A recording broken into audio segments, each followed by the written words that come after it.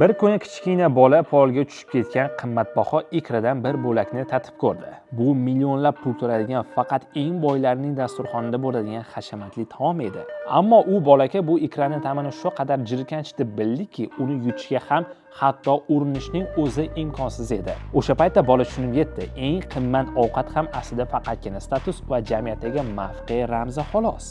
Boylar ovqatdan zavq olish uchun yashaydi, kambag'allar esa tirik qolish uchun yeydi. Bolaka esa bu haqiqatni bolaligidan his etgan edi. Aynan shuning uchun ham u ulg'aygach o'z mehnati bilan mashhur oshpazga aylandi.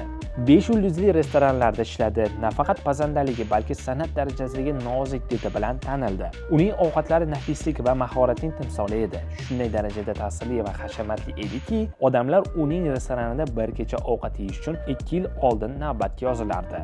Ammo u vaqt o'tib boylarning manmaligidan charchadi. Shuning bilingki, eng qimmat taom hech qachon eng mazali bo'lmasligi mumkin. Ba'zida chinakam mazza oddiylikda, mehnatda va samimiyatda. Filmni to'liq ko'rish uchun kommentariyada 306 raqamini qoldiring.